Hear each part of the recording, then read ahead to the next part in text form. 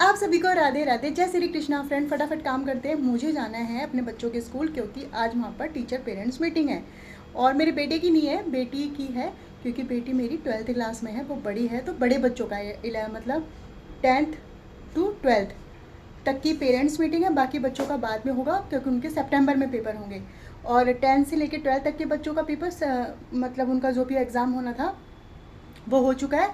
उनका दूसरा एग्ज़ाम होगा तो उनकी बाद में होगी। अभी बड़े बच्चों की है, छोटे बच्चों की बाद में होगी, फिर छोटे बच्चों की बात हो जाएगी, फिर बड़े बच्चों की होगी। इनके स्कूल में हर महीने हर 15-20 दिन के बाद पेरेंट्स मीटिंग रहती है।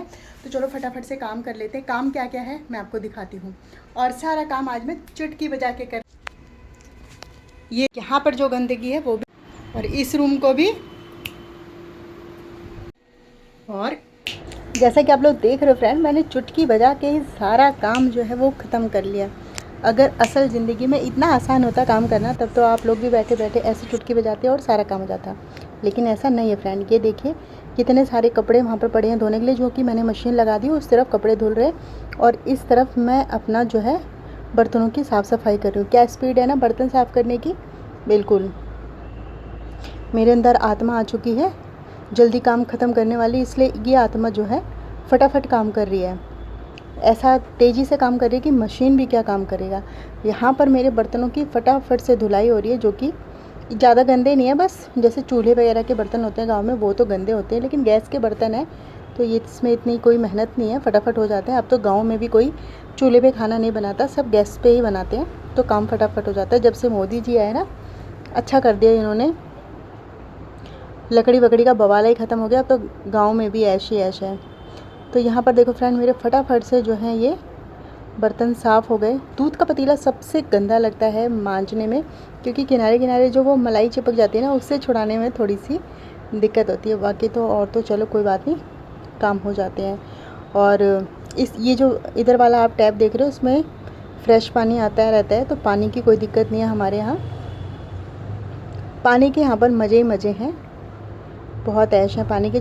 मतलब 24 घंटे यहाँ पर पानी आता रहता है। तो आप कितना भी पानी यूज़ करो, कैसे भी यूज़ करो, इसकी कोई टेंशन नहीं है कि पानी ख़त्म हो जाएगा, ऐसा कुछ। हाँ, ये होता है कि जैसे ना बीच बीच में इनकी स्पीड कम हो जाती है पानी की, और एक टाइमिंग होता है कि जब स्पीड से पानी आता है। तो यहाँ पर मेरे बर्तन वगैरह साफ़ हो गए, सिंक साफ़ कर दी, और इस तरफ देखो मैंने दाल भी चढ़ा दी। जब तक मैं झाड़ू पोछा करूँगी तब तक जो है उस तरफ मेरी दाल बन जाएगी, और दाल को छौंक के फिर मैं बाद में उसमें चावल चढ़ा दूँगी। तो यहाँ पर मेरी फटाफट से झाड़ू लग रही है। स्पीड देखो ना काम करने की, आप ही इतनी स्पीड से काम करते हो। और अब बारी आ गई पोछे की। ये देखिए, सबसे पहले शुरुआत करी मैंने किचन से। मुझे फ़ैन भी लगाना पड़ता है ताकि जल्दी से सूख जाए फटाफट से। और ये गंगूबाई इधर भी आ गई काम करने के लिए फटाफट इस वाले रूम में।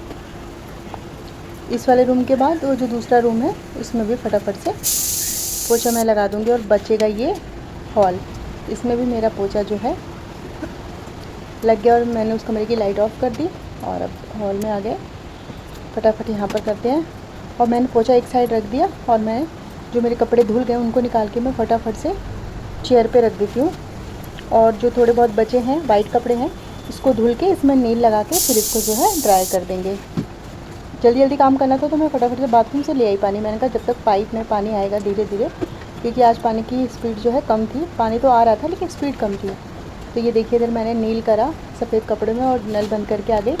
इसको भी सुखाने के लिए छोड़ दूँगी, और पंखा इस साइड रख दी क्योंकि इस साइड का सूख चुका है। और एक ब्रश ये इधर लगा के पोछा, मेरा काम जो है फटाफट से ख़त्म हो जाएगा। और इधर मैंने आज ये इसकी धुलाई नहीं करी थी वॉश बेसिन की, तो मैंने कहा लाओ उसको लगे हाथ, इसको भी फटाफट धो देती हूँ। भूल गई थी मैं उसको धोना, जो कि मैं रोज़ धोती हूँ।